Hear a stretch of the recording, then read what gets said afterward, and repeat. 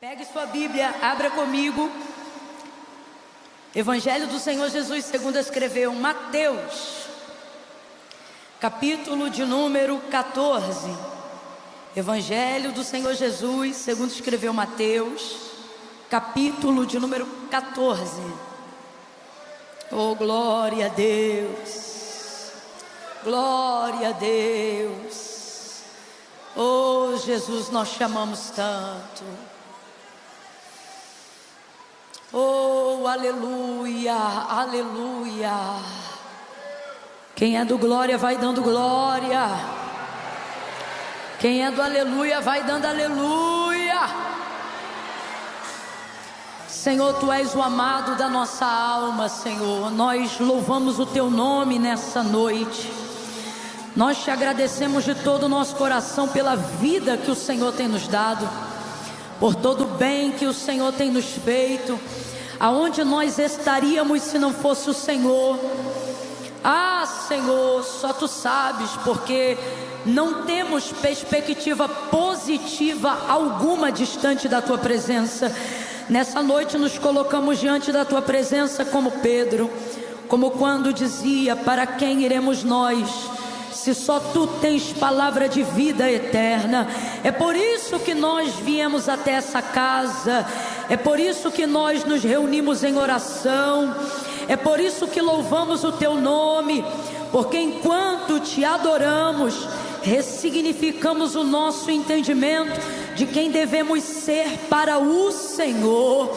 E ao Te adorar, reconhecemos que tudo é do Senhor, que tudo vem de Ti, e que sem Ti nós não somos, não temos, não podemos, não fazemos coisa alguma. Oramos agora em concordância com a Tua palavra, porque a Tua palavra diz que o homem não tem coisa alguma se do céu não lhe for dado. E nós estamos aqui esperando palavra do céu, resposta do céu, direcionamento do céu.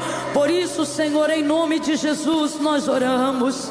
Ouve a nossa súplica, ouve a nossa oração. Tu sabes como cada um aqui chegou.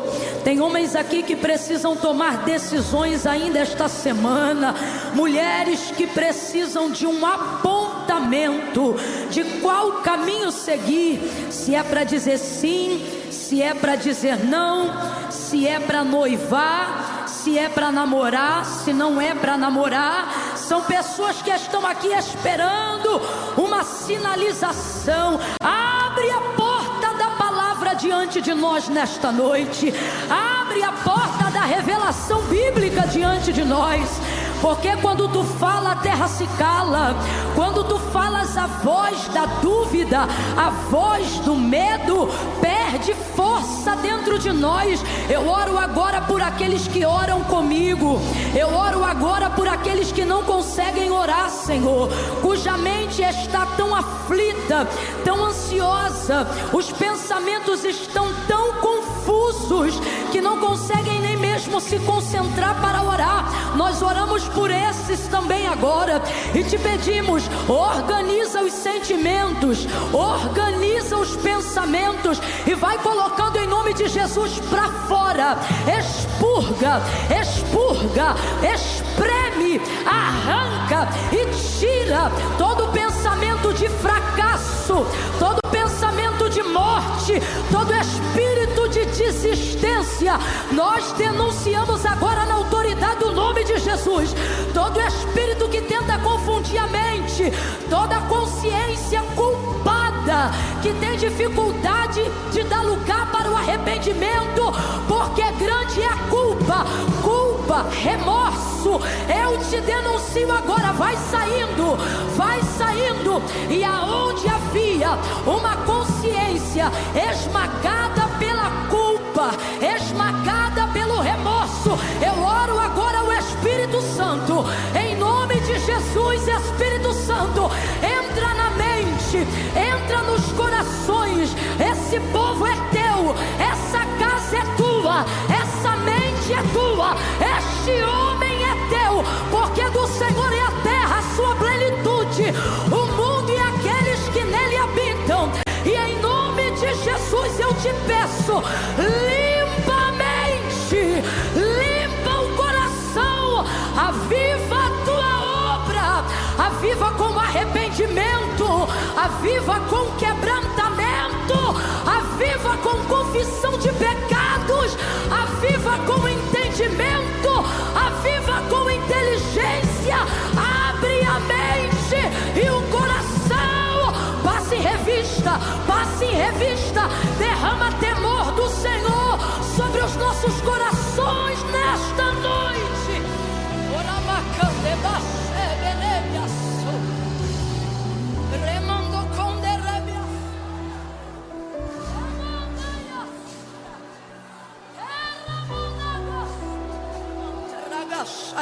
Senhor, fala conosco. Vamos, ore comigo. Senhor, fala conosco, Senhor. Fala conosco de maneira inteligível, de maneira sobrenatural, de maneira que o espírito, a alma e o corpo, o espírito, a alma e o corpo estejam alinhados.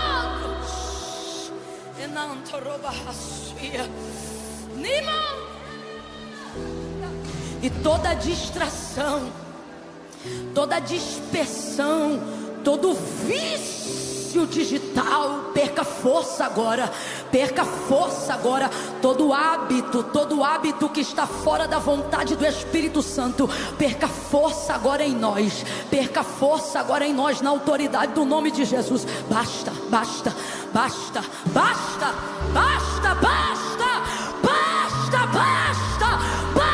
perturbação mental, basta, quebra o feitiço, Senhor, quebra o encantamento, Senhor. Eu oro agora sobre a tua palavra, porque a tua palavra diz que a maldição sem causa não encontra repouso. Qualquer um aqui que porventura tiver recebido uma palavra que se transformou em seta, que se transformou em agouro, eu denuncio, nós repreendemos agora em nome de Jesus. Seja quebrado todo agouro, todo encantamento, todo acompanhamento de espíritos imundos, queimado agora no fogo da glória e repreendido em nome de Jesus. Basta!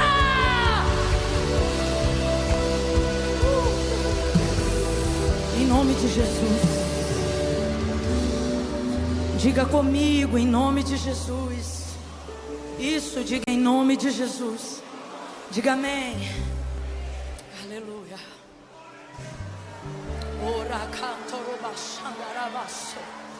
Ah, Camila, mas eu tô tão fraquinho hoje, eu não tô assim, sabe? Com essa fé toda.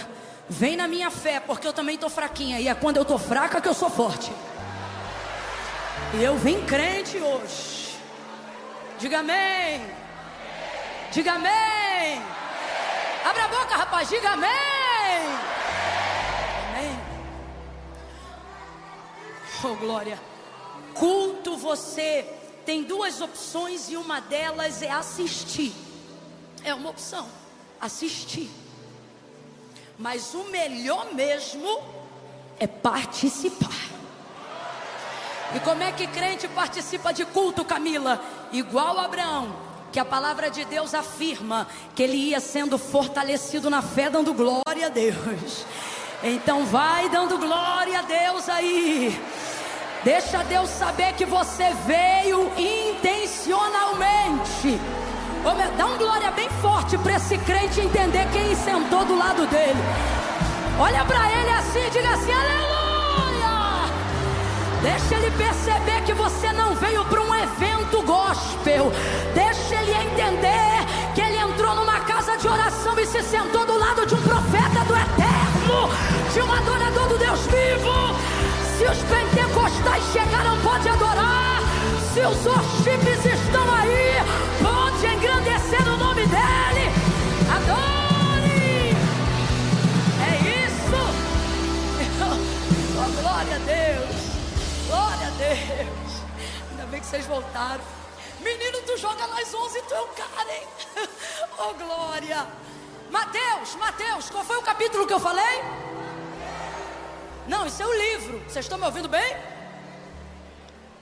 Qual foi o capítulo que eu falei? Isso. Quem achou, diga glória a Deus. Tá todo mundo me ouvindo bem, gente? Quando eu digo ouvir bem, não é ouvir o som, é a dicção das minhas palavras. Você está conseguindo entender perfeitamente o que eu estou falando? Ou tá saindo meio zoadinho? Um pouquinho zoadinho? Abaixa então só um pouquinho. Abaixa só um pouquinho, por favor, o meu retorno. Só mais um pouquinho o retorno.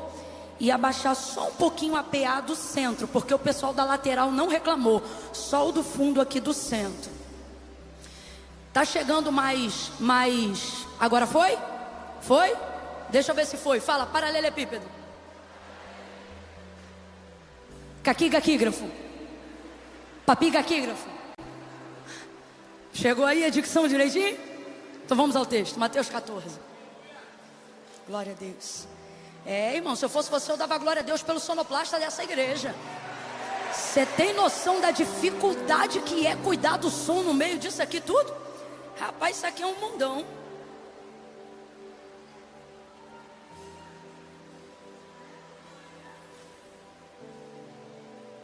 Agora deixa eu ver se eu consigo te ouvir de lá de trás pra cá.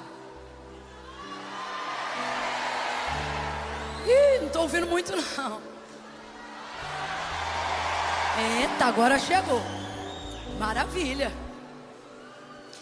Irmão, manda alguma coisa de vez em quando aí pra cá. Só pra gente saber que vocês estão recebendo, tá bom?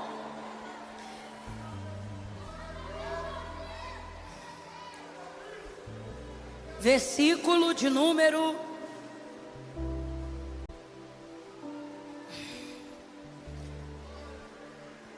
13 em diante. Mateus 14, verso 13, diz assim: Jesus, ouvindo isto, retirou-se dali num barco para um lugar deserto, à parte. E sabendo o povo, o seguiu a pé desde as cidades. Saindo Jesus, viu uma grande multidão, e possuído de grande compaixão para com ela, curou os seus enfermos. Chegada a tarde, os discípulos aproximaram-se dele e disseram: o lugar é deserto e a hora já é avançada. Despede essa multidão para que eles possam ir pelas aldeias e comprem comida para si. Jesus, porém, lhe disse: não é preciso que se retirem, dai-lhe vós de comer. Então eles disseram: Senhor, não temos aqui senão somente 5 pães e 2 peixes. E disse-lhe eles: tragam-me aqui. Tendo mandado que a multidão se assentasse sobre a relva, tomou os 5 pães e os 2 peixes, e erguendo os olhos ao céu, os abençoou. Depois, tendo partido os pães, deu-os aos discípulos, e os discípulos à multidão. E todos comeram. Diga comigo, todos comeram. Diga, todos comeram. E todos saciaram-se e levantaram dos pedaços que sobejaram 12 cestos cheios. E você diz amém. Diga amém pela multiplicação, diga amém. Senta dando glória a Deus aí, crente. Oh, glória. Ainda bem, ainda bem. Oh, glória a Deus. Glória a Deus. Nessa tarde eu estava meditando sobre esse texto, e eu pedi tanto de Deus, sabe, que nessa noite o Senhor trouxesse resposta ao nosso coração de maneira clara e objetiva. E aí o Espírito Santo me conduziu a esse capítulo que a gente acabou de fazer menção, esses versículos que a gente leu. João Batista tinha sido decapitado, sua cabeça havia sido colocada numa bandeja, e isso foi trágico, foi trágico. Jesus, quando soube dessa notícia, os discípulos de João Batista tinham acabado de sepultar o seu corpo. E aí foram, depois desse sepultamento, contar para Jesus o que tinha acontecido. Afinal, ele é aquele que preparou o caminho do Senhor, ele é o predito pela boca do profeta Isaías, sem contar que ele era primo de Jesus. E Jesus ficou afetado emocionalmente na sua condição de ser humano, ao saber da morte não só do seu primo, mas também do seu amigo.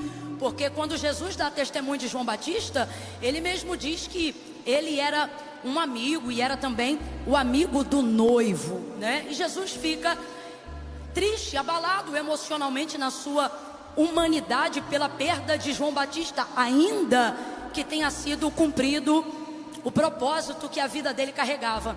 E aí ele vai decidir se retirar e ir para um lugar para ficar sozinho. Ele quer tirar um tempo de solitude.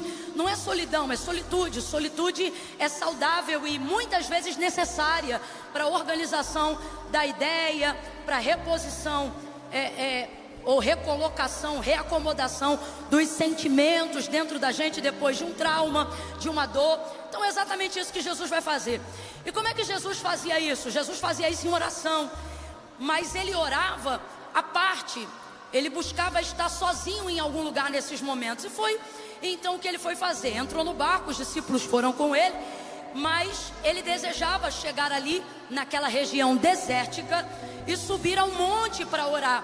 Jesus queria ficar sozinho. Vamos lá, só para eu ter certeza que você está me ouvindo bem. Jesus queria ficar isso, sozinho, porque ele estava triste com a morte de João Batista. Falando a grosso modo, né? Porque a morte de João Batista anunciava a proximidade de muitas coisas que estavam para acontecer na vida dele.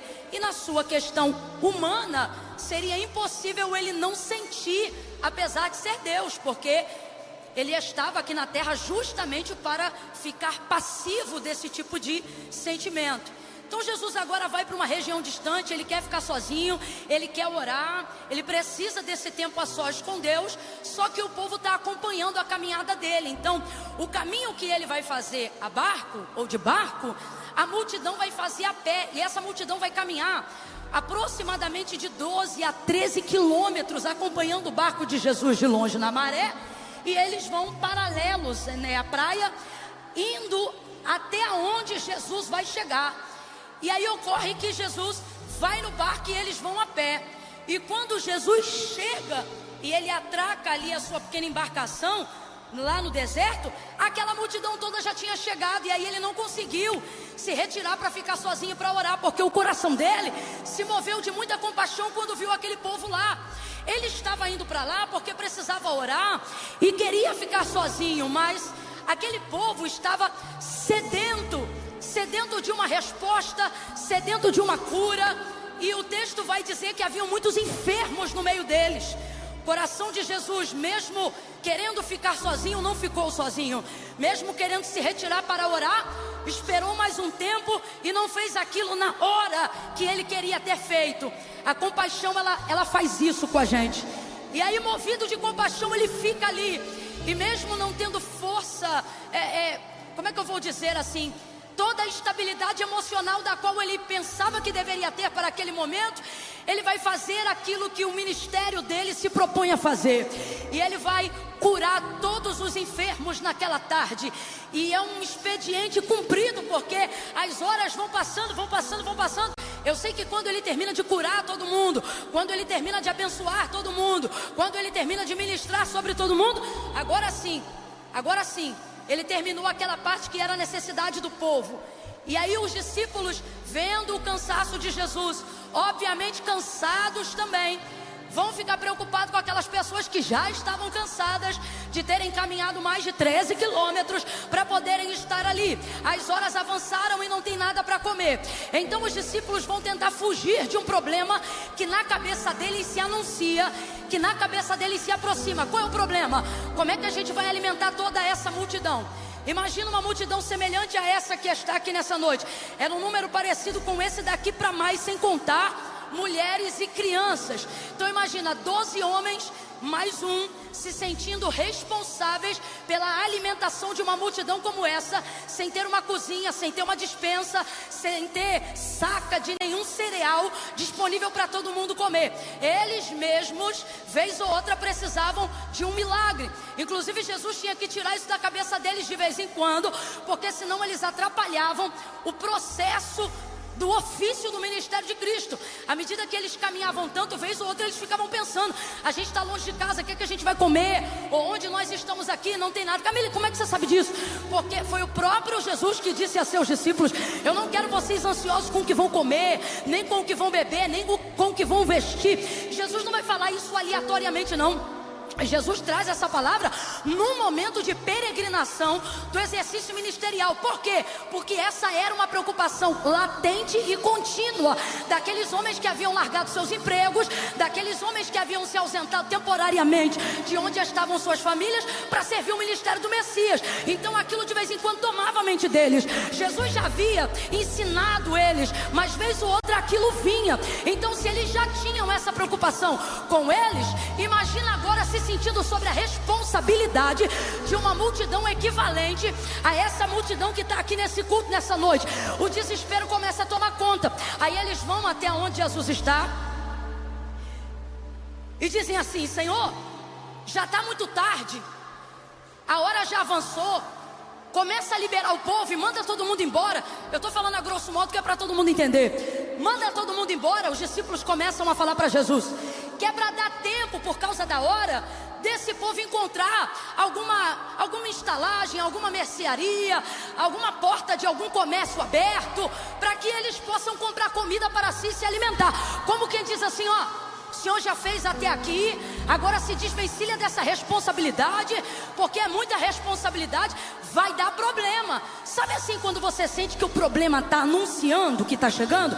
É mais ou menos isso que os discípulos estão sentindo. Eles estão sentindo: vai dar problema, vai dar problema, vai dar problema. E aí Jesus vai surpreender todo mundo.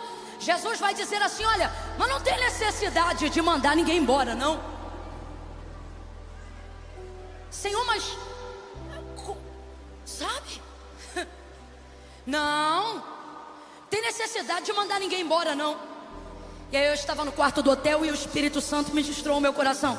E ele disse assim: diga ao meu povo nessa noite que Jesus está disposto a resolver, a encarar os problemas. Gente, está tão ligada à nossa personalidade de sobrevivência, fugir dos problemas, que esquecemos que são os problemas os responsáveis, ou a maneira como nós solucionamos os problemas que aparecem, que se tornam responsáveis pelas pessoas que nós nos tornamos. A verdade é que ninguém respeita quem nunca venceu nada.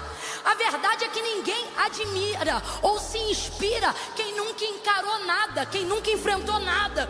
E o mundo está querendo trazer para a gente uma mensagem de conformidade e fuga. Não mude nada, não transforme nada, não encare nada, não entre em conversa nenhuma, não entre em embate nenhum, não discorde, não opine, não se apresente, não se importe, não tente resolver, porque vai dar problema. Se você se meter, vai dar problema. Se você tentar resolver, vai dar problema. Se você falar o que pensa, vai dar problema. Agora eu quero que tu tenha a fé que eu vi em Jesus. Olhe para o teu irmão e diga assim: e daí?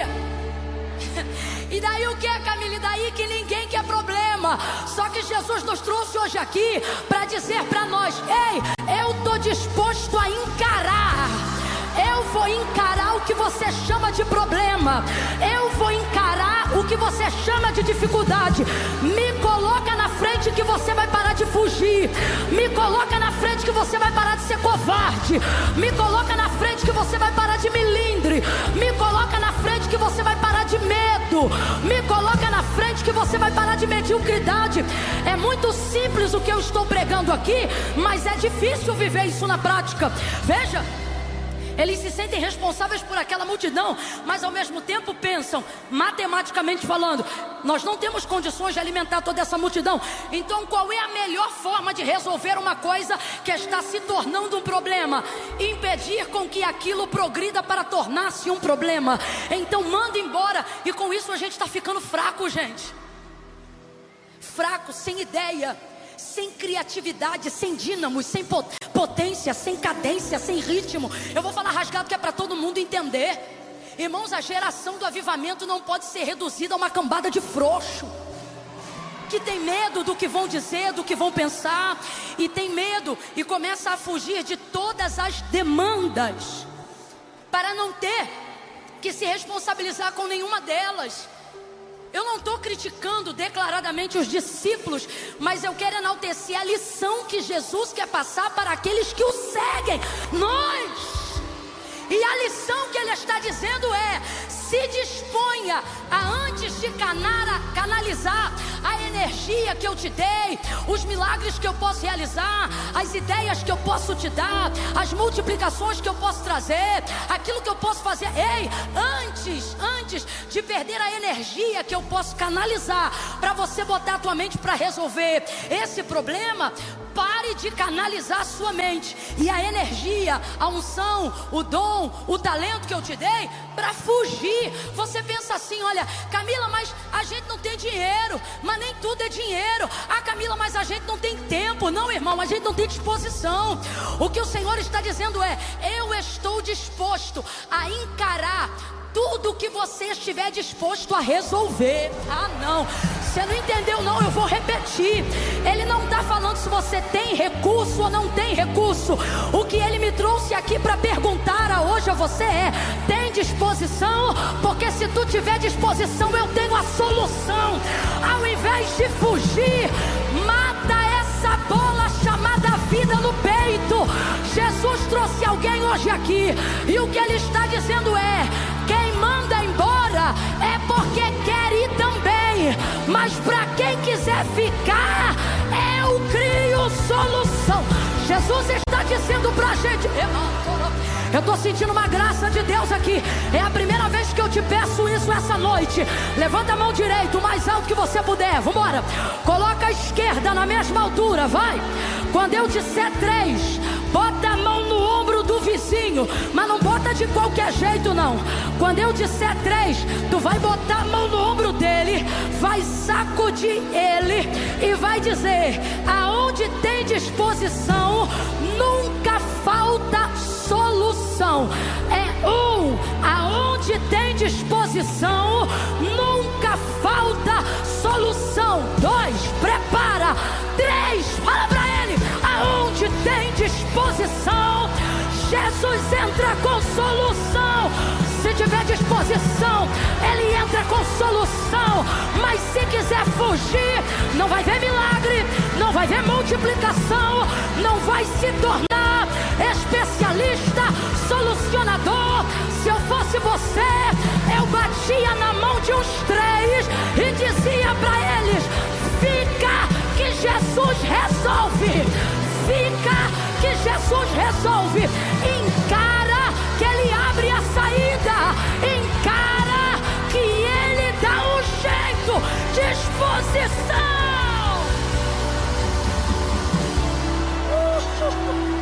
Aleluia! Aleluia! O divórcio é mais fácil, mas se você ficar, Jesus encara a crise conjugal. Desviar da igreja é mais fácil por causa do álcool. Mas se você disser: Jesus, eu vou resolver o problema no vício com o álcool, Jesus desce hoje na tua frente e diz: então manda todo mundo assentar, porque eu vou encarar. Eu vou encarar.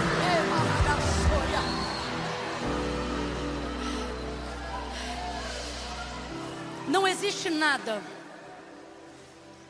que, havendo em você disposição para resolver, Jesus não demonstre a disposição dele em resolver. Jesus não está procurando quem tem Ele sempre procurou quem quer. Sempre. Marcos 16, 24. Se alguém quiser vir após mim. Ele nunca perguntou quem podia. Ele nunca perguntou quem tinha condições. Se alguém quiser vir após mim, tome a sua cruz. Negue-se a si mesmo. E siga-me. Porque aquele que perder para me seguir, já ganhou. Mas aquele que quiser me seguir para ganhar, já perdeu. Então veja, aqui ele trata sobre disposição.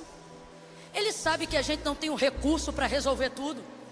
Então ele não pergunta o que você tem, ele pergunta o que você quer.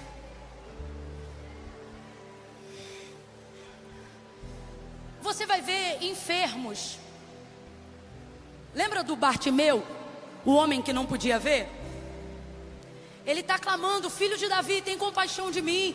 Filho de Davi, tem misericórdia de mim. A multidão dizia: fica quieto, cego, fica quieto. E o texto diz que mais alto ele gritava: Senhor, filho de Davi, tem compaixão de mim. E então Jesus vai parar no meio da multidão. Ele vai conseguir gritar mais alto que toda a multidão. E ele vai dizer: Senhor. Aí o Senhor para. Está tão nítido, todo mundo sabe o que ele quer. A multidão sabia o que ele queria. O próprio cego achou que era óbvio que Jesus sabia o que ele queria, já visto que ele era cego.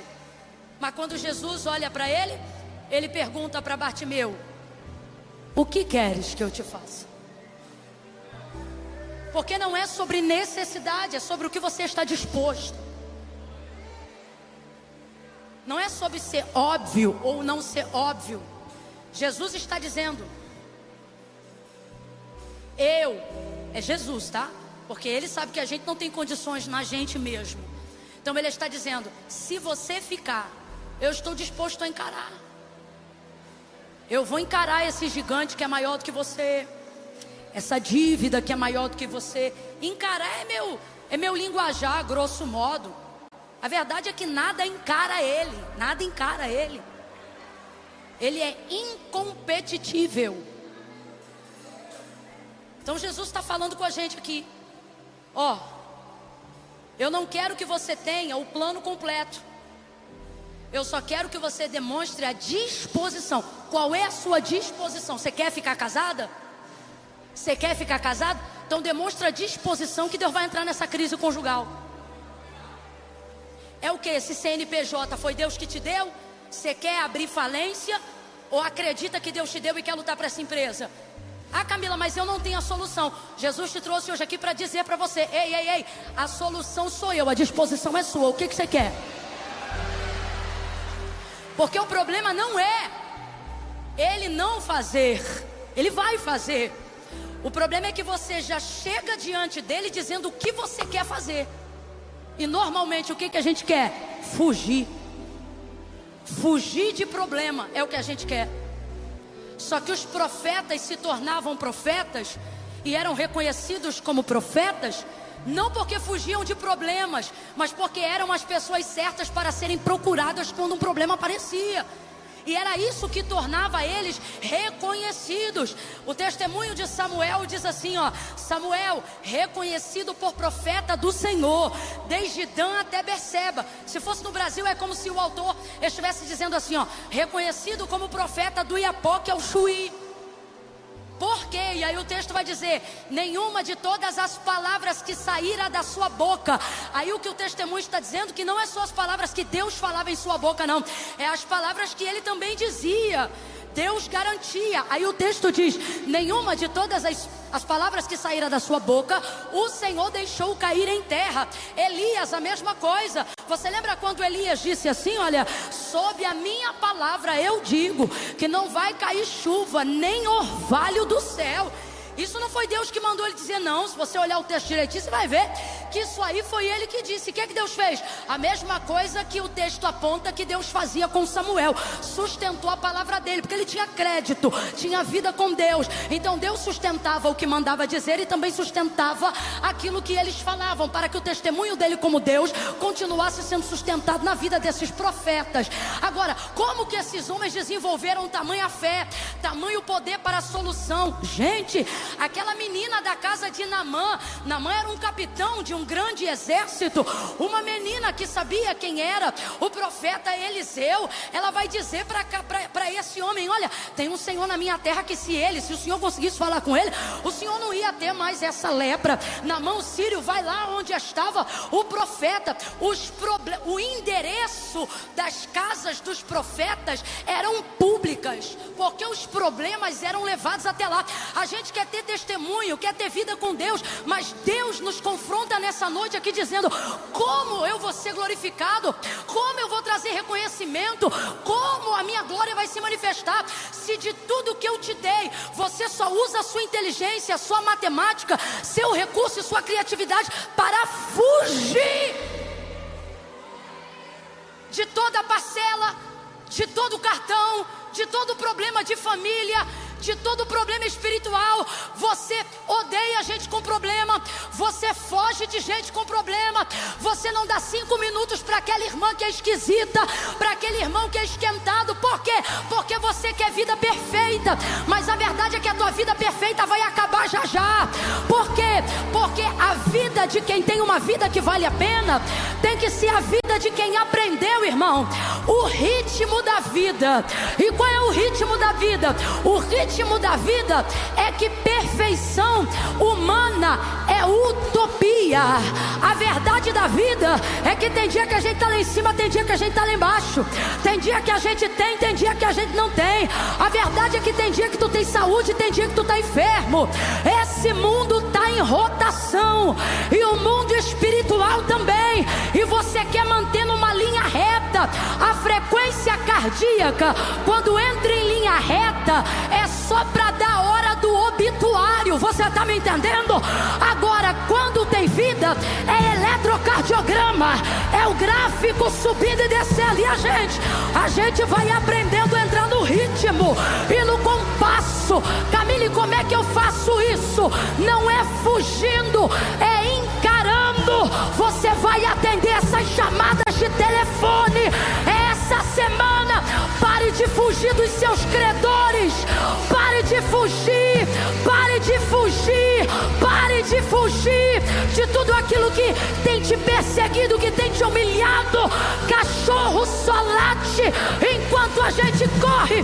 Vire as costas para cima dele, pegue um pau na mão e veja se ele não começa a dar marcha ré. Deus está dizendo: pare de fugir.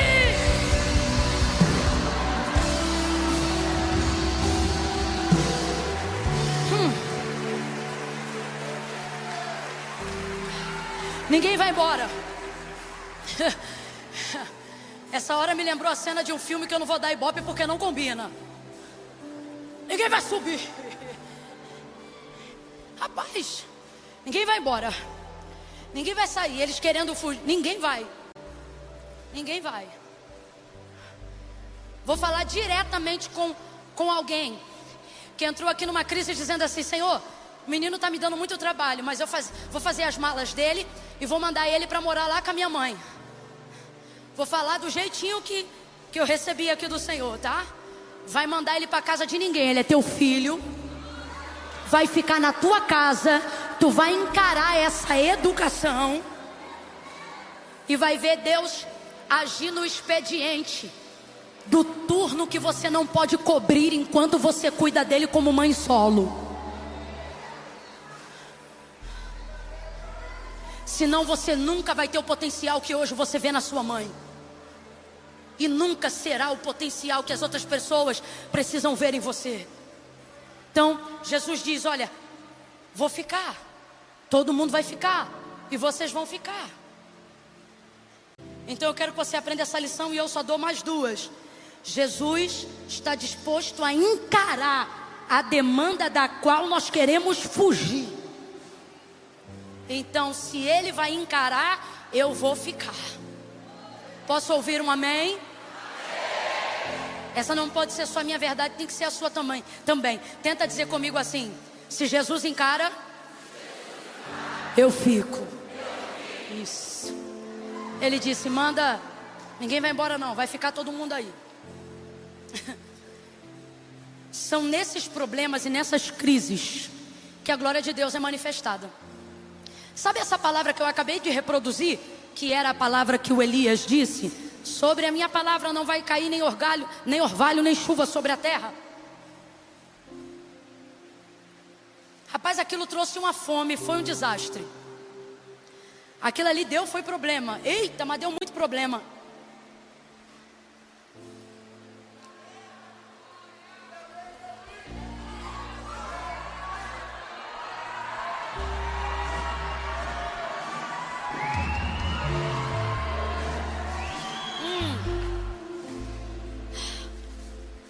Aquilo foi problema. Veio fome. Quem tinha culpa pagou, quem não tinha culpa pagou também. Só que a impressão que você tem é que Elias está vivendo uma crise emocional, mas não está vivendo o problema do qual ele gerou. Por quê? Porque a verdade é que ele tem uma comunhão, uma intimidade com Deus, que aqueles que estão debaixo da sentença a qual ele liberou não tem. Então tem mãe com fome, tem filho com fome, mas ele não. Ele está sendo alimentado pelo anjo, está sendo alimentado pelo corvo. Aí parece que Deus vai dar um choque de realidade nele. E diz assim: olha, Elias, levanta, volta, e eu vou te mandar ir na casa de uma viúva. E essa viúva, a viúva de Sarepta, ela vai te sustentar. Só que quando Elias chega lá, a viúva que Deus levantou para sustentar ele, só tinha um pouco de farinha, e a perspectiva de vida dela era curta, por causa de toda aquela fome, que agora é consequência da chuva do céu que ele lacrou. A viúva só tem um pouquinho de farinha, uma boca a mais que a do menino. E o Elias vai lá porque Deus mandou. Vai lá porque a viúva vai te sustentar. Agora sai do sobrenatural e vem para o físico. Vamos supor que a gente não é crente igual Elias. Imagina Deus dizer que a tua solução está na casa de alguém que tem mais problema do que você. É isso que Deus está fazendo, eu vou repetir. Imagina Deus dizer para você que a solução que você procura está na casa de alguém que está com mais problema do que tu. Foi o que Deus fez com Elias. Eu tenho para mim, isso aí sou eu que estou falando, que é uma maneira de Deus dizer assim: olha aí o que tu arrumou. Com as tuas palavras, olha aí o que tu arrumou. Tá a mãe, tá o filho. E aí você conhece a história. Ele manda preparar o bolo, manda fazer para ele primeiro, e aí depois ele profetiza e abençoa a vida daquela mulher. Mas aonde estava a solução? No meio do problema. E aonde estava o milagre que traria de volta estabilidade para a casa daquela mulher que tinha uma perspectiva curtíssima de vida, no meio de uma demanda que ela também poderia ter fugido. Imagina, tu só tem um pedaço de pão, é para você e para o teu filho, só dá para fazer um pão ali para vocês, um bolo ali de farinha para vocês. E aí chega um homem de fora e fala: faz esse único pedaço aí, esse único ingrediente que você tem aí para fazer um bolo, faz ele para mim. Ô irmão, você fugia ou não fugia? Vamos falar a verdade? Só que o que Deus está dizendo para a gente é: quando eu fico, você não foge. Se eu ficar, você não precisa fugir. Eu não sei qual é a área da tua vida, se é emocional, se é espiritual, batalha espiritual. Se você está querendo se mudar de casa, a casa que Deus deu, porque está vendo vulto de um lado para o outro, é gente fazendo isso, é gente fazendo aquilo, é você sentindo aquilo outro, e você dizendo: ai meu Deus, eu vou embora. Só que hoje Deus está dizendo para alguém: fui eu que te consegui essa casa. Você fica, quem sai é o demônio. Você fica, quem sai é o espírito de perseguição. Eu não sei qual é a área da sua vida, mas Jesus está dizendo: quando eu ficar, é o sinal que você não tem que ir para lugar nenhum. Aí ele diz: fica todo mundo aí. Aí um dos discípulos vai chegar para ele e vai dizer assim: Senhor, que ele vai dizer assim: o que vocês têm aí? Aí o menino tinha deixado lá 5 pães e 2 peixinhos, né? Aí os discípulos vêm e dizem assim: Senhor, tudo que nós temos aqui são apenas 5 pães e 2 peixes. E o que é isso para toda essa gente? Aí Deus mandou eu dizer isso aqui para vocês: o recurso que temos só se torna ilimitado. Eu disse o que, gente? Por favor, vem de novo. Eu disse o que?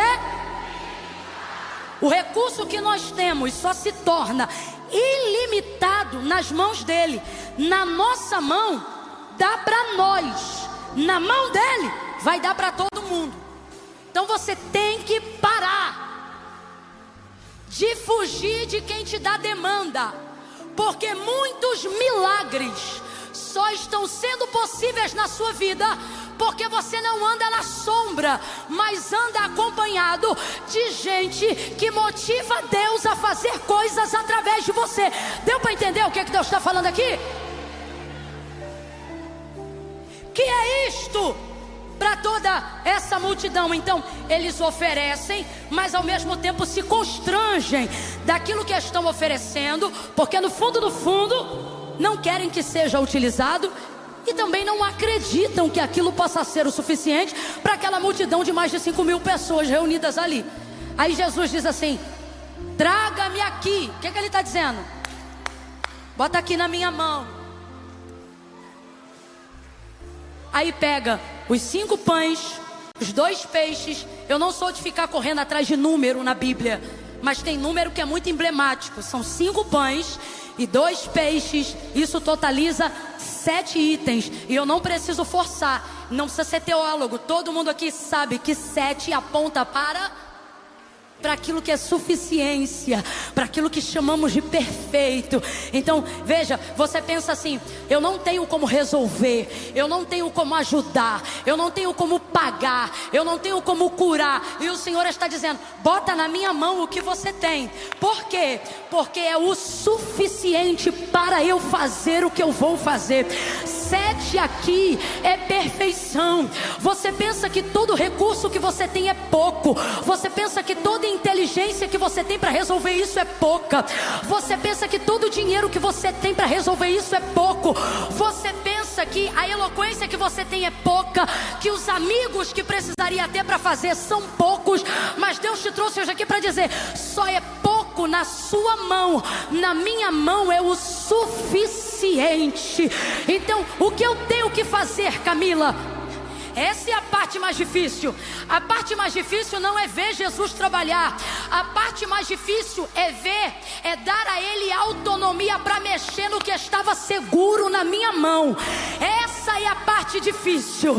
É pegar aquilo que na minha mão é seguro e ver eu transferir aquilo para a mão de Jesus. Por quê? Porque na minha mão todo recurso é administrado por mim. Minhas palavras são administradas por mim. Minhas amizades são administradas por mim. Na minha mão o culto é administrado por mim. Imagine esse jovem que está trocando o teclado aqui. Na mão dele o teclado está sob o domínio dele, porque ele é tecladista. Vai ver, ele até arranha um pouco de guitarra ou um pouco de bateria, mas eu tenho para mim que o instrumento que ele usa para trabalho é o teclado, não é isso? Você usa o teclado. Então se de repente eu chegar para ele e falar assim: ó, você vai agora tocar bateria, ele não vai tocar com a mesma desenvoltura que ele toca teclado. Ele vai ficar um tanto quanto travado. A mesma coisa é se eu pegar o baterista ali agora e falar: ô baterista, faz o seguinte, troca com ele aqui, e agora você toca teclado e ele toca bateria. Não é um instrumento de ofício deles. Eu não tenho dúvida, ainda mais se eles forem da Assembleia de Deus. Toca teclado, toca bateria, toca guitarra, toca baixo, toca pandeiro, toca tudo, porque crente que aprende é assim, toca um pouco de tudo, mas não é o ofício dele. Ele vai ficar melhor no teclado, ele vai ficar melhor. Ei, é a mesma coisa quando você tem um recurso. O difícil não é ver Deus trabalhar no recurso, o difícil é pegar o recurso que está na minha mão e botar na mão de Deus. Por quê? Porque na minha mão eu uso o recurso como eu acho que é melhor ele ser usado. usado. E na mão de Deus? Na mão de Deus Ele usa como quer. E se tem uma coisa que dá agonia, é ver na mão de outra pessoa algo que eu estou acostumado a só ver na minha. Aí você olha para a cena e pensa: o problema é grande demais, eu vou fugir. Só que Jesus está hoje aqui dizendo: não precisa fugir. Eu não só vou trazer estabilidade, como vou trazer multiplicação, como vou fazer sobejar. Vou te dar uma experiência de milagre. E nunca mais você vai ter medo de gente. Nunca mais você vai ter medo de fome. Nunca mais você vai ter medo de multidão. Nunca mais você vai ter medo de problema. E aí, Camila, o que é que eu tenho que fazer? Transfere o recurso. Essa é a hora que a gente trava, porque a gente quer ver Deus fazer, mas quer que Ele faça através das nossas mãos. Fala comigo, Jesus. Passa por aqui. Chega lá onde eu quero, mas chega através das minhas pernas. Chega lá onde eu quero, mas chega usando a minha mão. É complicado, porque quando Ele quer glorificar o nome dEle, uma das primeiras coisas que Ele faz é tirar da tua mão o controle. Mas a gente quer milagre, mas não quer perder o controle. A gente quer milagre, mas não quer dar para Deus autonomia. Ó Espírito Santo, até aqui tu age, daqui para cá é a minha boca mesmo que fala. Ó Espírito Santo, aqui tu age, daqui para cá é meu jeito de fazer. Isso aqui deixa comigo, isso aqui deixa que eu resolvo. Só que Jesus está dizendo: filho, você não vai botar o peixe na minha mão e ficar com pão, não. E eu também não vou aceitar pegar o pão e você ficar com peixe. Aqui não adianta confiar parcialmente. Confiança parcial é desconfiança integral. Se é para confiar, ou bota tudo ou não bota nada. Agora, quer viver uma vida mediana, medíocre a vida toda? Quer acordar todos os dias sabendo como é que vai fugir? Para que casa vai ter que se mudar? Quantas parcelas vai ter que ser dessa vez? Qual é o banco que você ainda não perdeu o nome para pedir um novo empréstimo? Então segue teu caminho. Agora, quer perder o medo? Perde a autonomia. Entrega tudo na mão dele. Faça como a viúva. Faça como a viúva. Ela não fez como os ricos. Os ricos davam do que sobravam. Ela deu tudo que tinha a um altar espiritual aqui. E o Espírito Santo está dizendo: 2025 é ano de solução. Ou coloca tudo e espera o retorno, ou não coloca nada e vai-te embora com os teus pães. Agora, quer vitória? Coloca tudo, confia, confia, confia, confia totalmente, confia integralmente. Uns confiam em carros, outros em cavalos, uns confiam na bolsa, outros em investimento, uns confiam no dólar, outros em Bitcoin, mas nós confiamos no Senhor dos Exércitos. Uns levantam e caem, mas nós nos levantamos e temos estabilidade. Estamos de pé porque confiamos no Senhor. Se eu fosse você, eu levantava a mão e entregava tudo. Eu entregava tudo. Minha casa, meus negócios, minha família. Tira de mim o controle. É tudo teu, é tudo teu, é tudo teu. Tu administra melhor do que eu. Tu comanda melhor do que eu. Tu encara e ninguém te encara, porque tu estás acima de tudo que me afronta, de tudo que me humilha. Toma, Senhor, é teu. Meu Isaac é teu. Meus pães são teus. Meu peixe é teu. Minha família é tua. O ministério não é meu. O ministério é teu. É teu, é teu, é teu.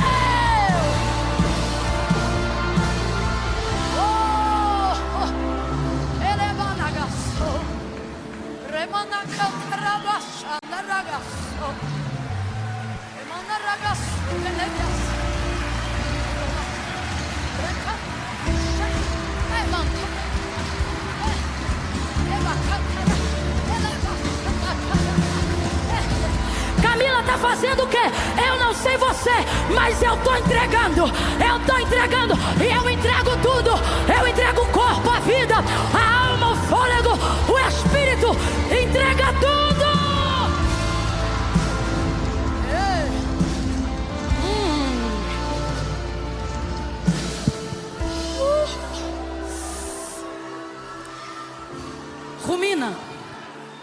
Rumina comigo e veja se as áreas que não prosperam como deveria não são justamente as áreas das quais você pede bênção, mas não entrega o controle.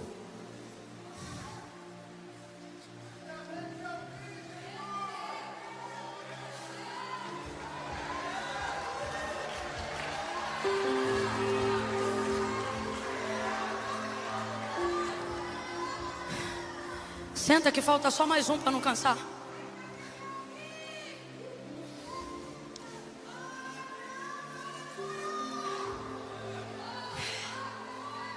Se ele fica, eu encaro. Ou melhor, se ele encara, eu fico. O problema não é ver ele fazer, o problema é da autonomia dele em cima do recurso que foi dado a mim. Então, ok, eu vou entregar. Ok, Camila. Ok, eu vou entregar. Eu vou entregar. Porque quando nós disponibilizamos para Jesus o que temos, nós não revelamos só a nossa necessidade, mas revelamos também o nosso coração, né? Aí Jesus pega os 5 pães, os 2 peixes, e ele vai fazer uma coisa que raramente ou quase nunca fazemos. Para mim é uma grande lição desse texto. Jesus pega os 5 pães e os 2 peixes e ele vai dar graças. E você nunca vai ver Jesus dando graça pós-milagre. Jesus só dava graça pelo que ele tinha antes. Jesus não dá. Esse negócio de culto e ações de graça, quem inventou foi a gente. Jesus nunca esperou receber para fazer. Ele fazia com o que ele tinha. Ele pega os 5 pães e 2 peixes e ele vai dar graça. Vai dar graça. Pela multiplicação, pelos 5 pães e os 2 peixes. A gente tem que aprender isso, gente. A gente tem que aprender isso. A dar graça pelo que a gente, a consagrar a Deus o que a gente, quando eu tiver, quando eu puder. Vou falar rasgado, é por isso que tu nunca tem. Quando você quer muito dar, você não espera ter para fazer. Você dá com o que você tem, faz com o que você pode. Aí ele pega os 5 pães, os 2 peixes, e na mão dele, aquele recurso é um anúncio de estabilidade. O que isso significa? Que antes da multiplicação, que é o que de fato eles precisavam, ter na mão de Jesus os 5 pães e os 2 peixes, é ter o anúncio no mundo espiritual e físico, de que agora, tudo que outrora estava em desordem, agora está sob controle e domínio de alguém que vai administrar aquilo. Então Deus está mandando eu dizer isso aqui para alguém. Você ainda não viu o que eu vou fazer, mas já era para ter parado de se desesperar. Por quê? Porque antes de se alegrar com a multiplicação, primeiro eu vou te dar a paz que excede todo entendimento, que é a certeza de que eu já estou no controle. Ei, já estou no controle. Ei, já está na minha mão. Te acalma. Ei, para de ficar desesperado. Está aqui na minha mão. Camila, mas eu ainda não vi multiplicação. Mas já vai começar a desfrutar de paz. Eu não planejei dizer isso, mas Deus está me autorizando a dizer isso agora. Você está com pressa beleza de ver a multiplicação, mas desfrute da paz que você já não desfrutava há anos. Desfrute da tranquilidade que você já não desfrutava há anos. Deus vai visitar teu sono esta noite mesmo, para você saber que Ele está aqui na palavra dEle. Tu vai voltar a dormir esse mês, sono que há anos você não dormia. O Deus de Israel, o Deus de Jacó, o Deus de Isaac, o Deus de Abraão vai visitar teu sono, e tu vai dormir o sono de quem sabe que tudo está no controle dEle. Ele pegou, tá com Ele, e se tá na mão dEle, o agiota não pega. Se tá na mão dEle, o banco não pega. Se tá na mão dEle, o devorador não entra. Se está na mão dEle, o gafanhoto não consome. Na mão dEle o diabo não toca. Na mão dEle o feitiço não faz efeito. Na mão dEle a bruxaria não tem força. Tá na mão dEle, tá na mão dEle, tá na mão dEle. Desfrute de paz. Desfrute de paz. Antes de desfrutar da alegria da multiplicação, desfrute de paz. Você já está perturbado há tanto tempo que nem lembrava mais como é que é. Ei, Maragaço. Aleluia! Aleluia! Oh glória! Aleluia! Desfrute de paz. Deu graças. E eu encerro aqui. Ele vai partir o pão em pedaços. Gente, isso aqui é tão difícil. Eu estou com uma situação tentando resolver até hoje só por causa disso aqui. Porque eu já fiz o 1. Se Jesus vai encarar, eu vou ficar. Já fiz o 2. Dei para ele o controle, já desfruto de paz. Mas o 3 eu ainda estou negociando. Você sabe o que é negociar? É um algo. É do verbo negociar. Eu negocio, tu negocia, ele negocia. Sabe assim? É difícil. É a parte mais difícil. Ele já tá com o que era teu. E você pensa assim: ah, eu tô de boa, Camila, já entreguei para Deus. Entregou? Tu vai ver que entregou o pão, o peixe, mas ainda não entregou a confiança do coração. Quando que eu vou ver? Quando ele começar a pegar o pão que na tua mão era inteiro e tornar pedaço na mão dele. Ali tu vai começar a ter sentimento de perda mesmo. Ali você vai ver que não dá para colar de novo, tá ligado? Ali você pensa assim: nem que eu quisesse roubar de volta, eu iria conseguir, porque já era. E essa é a palavra profética que eu vou terminar esse momento. Você vai olhar para quem está do teu lado agora e vai dizer assim, ó: já era. Não, você ficou sem graça, eu vou te dar mais uma chance. No 3 você vai olhar para ele e vai dizer: já era. Como assim já era? Sabe aquilo que você deu? Já perdeu a forma de se recuperar de volta. Porque mesmo que você pegue, já não está mais do jeito que você deixou. Ei! Não, eu vou falar de novo. Não está mais do jeito que você deixou. Eu vou falar de novo. Não está mais do... Bate um arrependimento, você pensa: vai que não acontece como eu queria. Vai que... ai meu Deus. Deus está me usando aqui para te dizer: eu fiz a coisa de um jeito que se tu tentar meter a mão agora, já não está mais do jeito que tu me deu. Virou pedaços. Virou pedaços. Pedaços. Eu quero que você imagine uma coisa que você gostava muito. Uma blusa que você gostava muito. E está na mão de uma pessoa. Só que agora essa pessoa começa a rasgar essa blusa. E cada pedaço do tecido vai se tornando várias blusas para outras pessoas. Vai dando uma angústia, sabe? Estava tão bonitinho, tão perfeitinho, e agora virou pedaços. No processo da multiplicação, você terá a sensação, não é uma realidade, é apenas uma sensação. Então redobre a atenção. No processo da multiplicação, você terá a sensação de que Deus destruiu os únicos recursos que você tinha.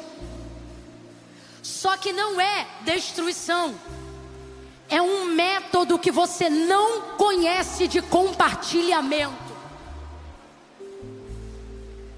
Pegou o pão e partiu. E eu procurei na Bíblia pães que saciaram fome sem terem sido partido. Não existe. Porque o que torna o pão deglutível para ser consumido é o partir, ou seja, a proporção do pedaço é que torna ele comestível. Já tentou enfiar um pão francês inteiro na boca? Já tentou, mas não conseguiu. Tem que partir para caber. Senão você tem a matéria, mas não consome os nutrientes dela. Alguém está entendendo o que Deus está falando aqui? Então é difícil ver o que era bonito, mas não tinha utilidade. Ver o que parecia um patrimônio sólido, mas não tinha utilidade.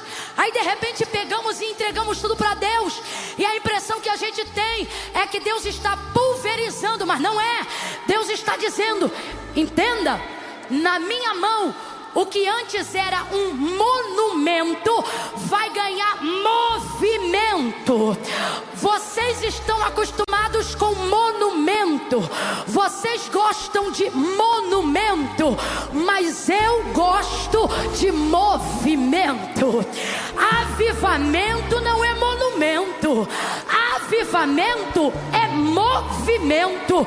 E eu me lembro que no dia que o Espírito Santo desceu, foram vistas por eles línguas como que repartidas, as quais pousavam sobre a cabeça de cada um deles, e eles falavam como se fosse concedido que lhe falassem. Veja, tudo que vai ser nutriente, tudo que vai ser consumido, tudo que terá utilidade, tudo que será fortalecido antes da bênção da multiplicação, você verá primeiro a repartição, a fragmentação. Deus me trouxe hoje aqui para clarear as ideias de alguém que está pensando que perdeu tudo que construiu, ou que está para perder tudo que investiu desde o dia que se tornou crente e viu tudo ir para a mão de Deus. Deus está dizendo: não, eu não estou fragmentando, eu estou multiplicando. É que no processo de multiplicação, o partilhar faz parte. Para você que amontoou, é difícil ver Deus soprar. Era grande, mas não servia a ninguém. Era muito, mas ninguém se alimentava.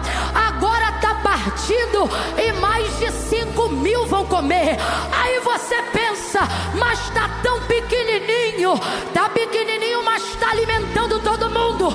Deus nos trouxe hoje aqui para dizer: se no teu coração você tiver disposição para partilhar, eu vou multiplicar. Se você aguentar me ver rasgar, me ver repartir e me ver fragmentar, entenda, você não vai terminar com um pedacinho de pão, não. Você vai terminar com cestos transbordando até o talo. Mas você só vai ter essa visão se aguentar me ver rasgar, partir e fragmentar o que você colocou na minha mão.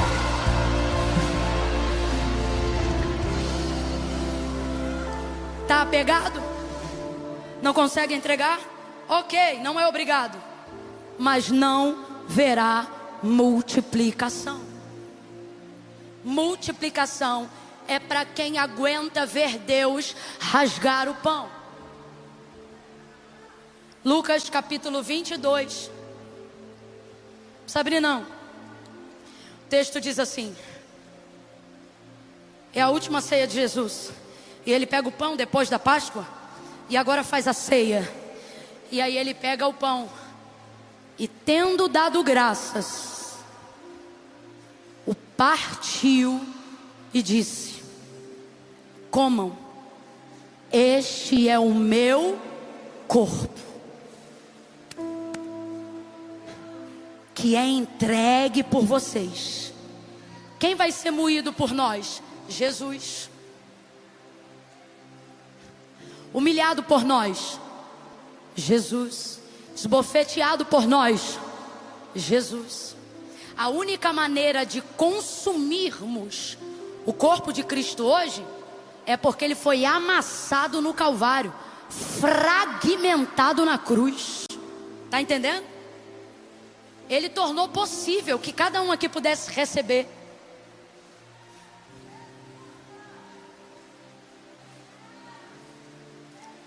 Olha aqui para mim.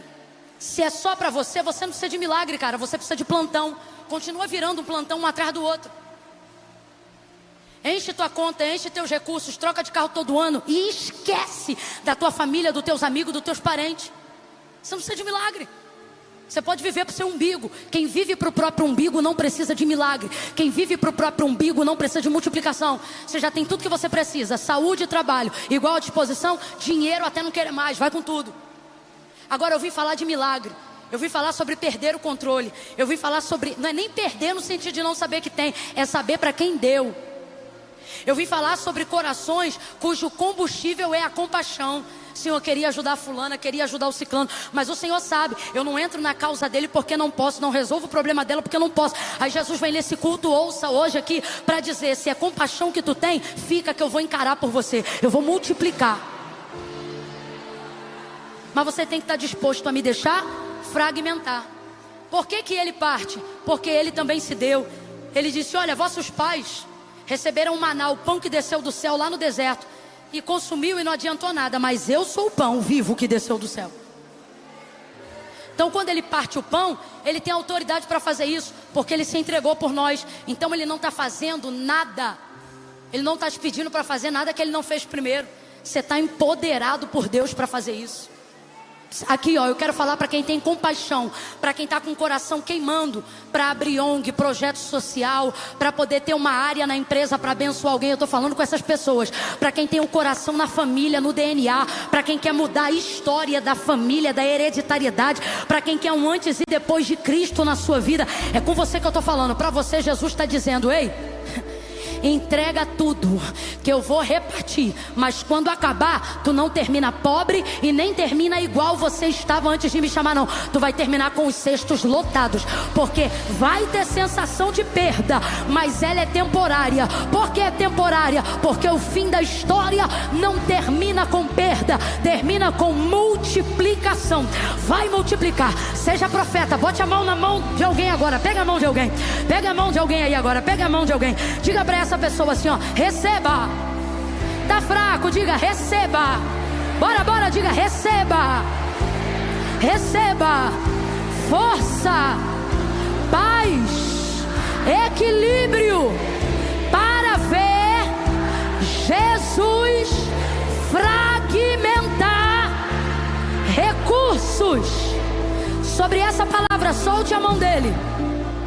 Só fique de pé agora quem tem coragem de dizer: Camila, hoje eu quero pedir de Deus essa coragem, porque eu quero passar para o controle dele o que é meu.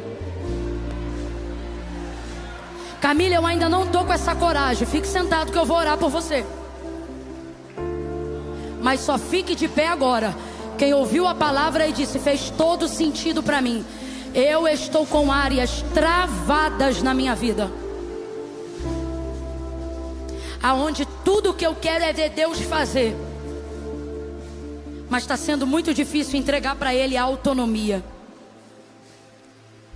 Feche os olhos agora.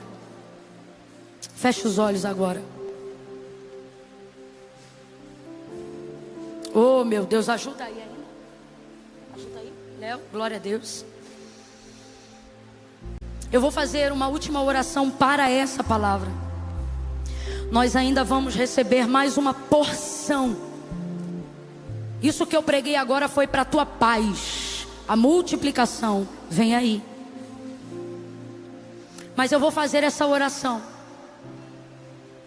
Senhor, me dá coragem de confiar, a ponto de ver o Senhor tornar em pedaços aquilo que era inteiro na minha mão.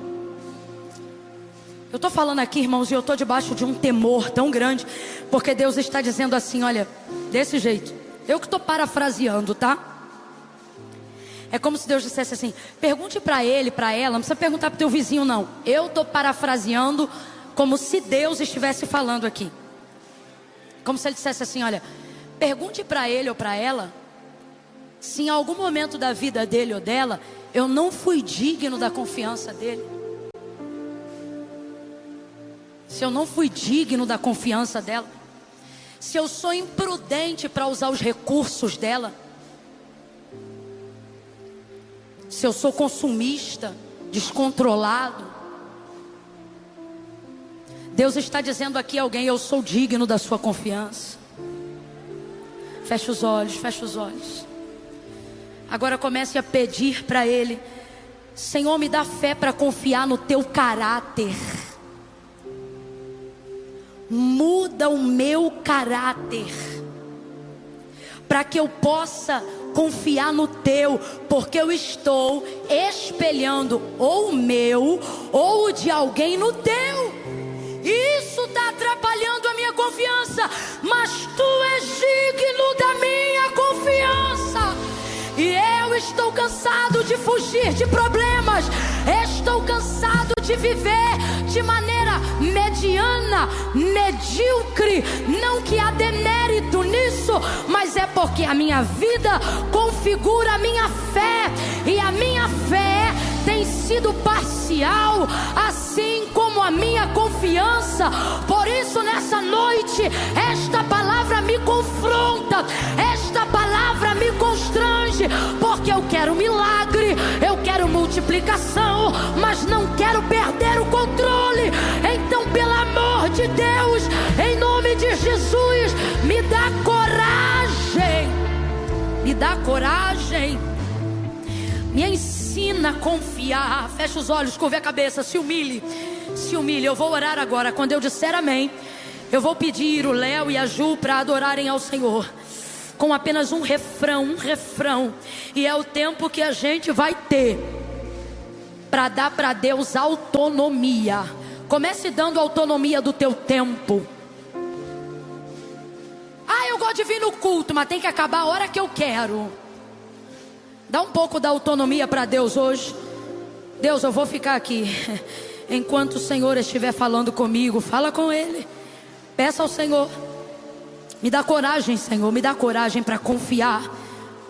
Pai, em nome de Jesus, eu oro agora por mim e por cada um que comigo ora sobre esta palavra.